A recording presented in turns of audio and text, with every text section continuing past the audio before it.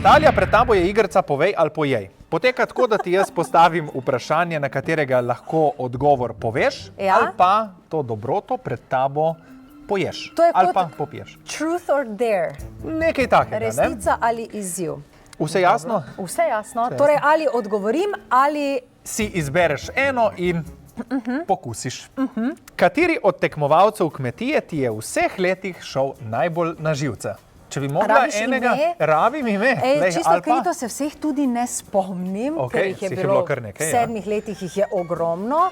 Še vseeno, če bi mogoče se premislila, je tukaj na voljo kar precej dobrih kulinaričnih... Ne spomnim se nikogar, ki bi mi zdaj, veš, izstopil, da bi rekla, pa bom probala. Ajde. Kaj imava to?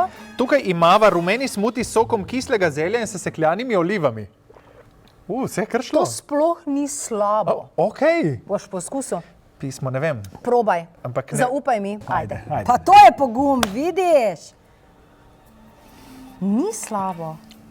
Dobro, dejansko res ni tako slabo. Sicer nisem fan oliv, ti prav pošteno povem, da to mi je tako. Kdo izmed letošnjih tekmovalcev oziroma kandidatov ti je najbolj antipatičen?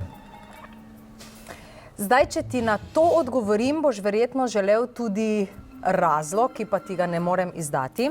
Tako da bom nekaj poskusila raje. Kmesni doručak z čipsom. S čipsom. Dobro.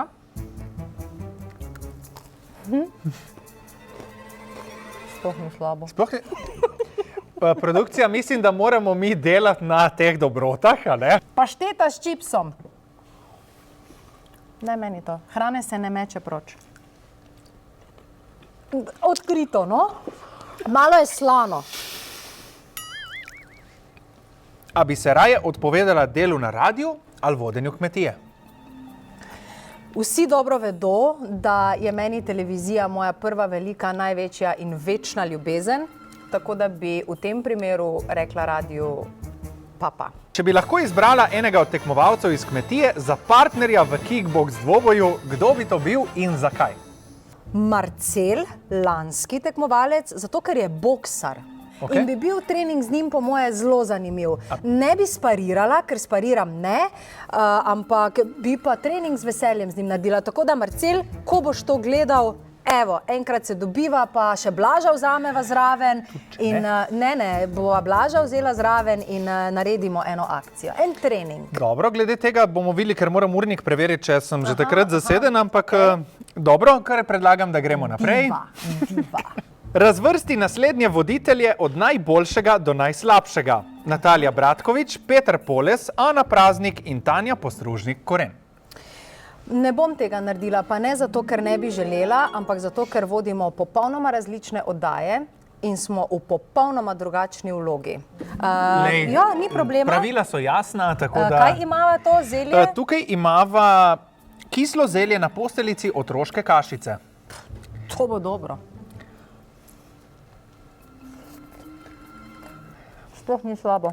Ali bi se bila pripravljena za res hudo voditeljsko vlogo tudi gola fotografirati? Sem dobila ponudbo od Playboya leta in leta nazaj, ko sem delala Ekstra magazin.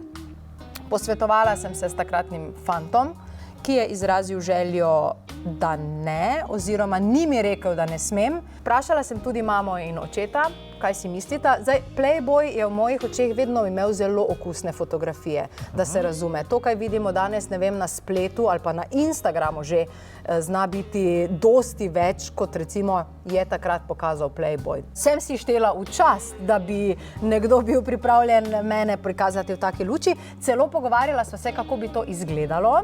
In sicer ideja je bila Natalija pred kaminom na medvedji koži od polarnega medveda, torej bel kožuh in to, ampak sem potem rekla ne. Ampak vprašanje je bilo, ali bi se bila pripravljena za res hudo voditeljsko vlogo tudi gola fotografirati. Torej ne govoriva o tej izkušnji, ampak me zanima... S pravim senčenjem oziroma z igro svetlobe in to, da se res ne bi odkrilo direct in your face, pa če bi seveda bil dejan za to. Ja. Okej. Sprejmem. Ampak jaz bi še eno nekaj poskusila.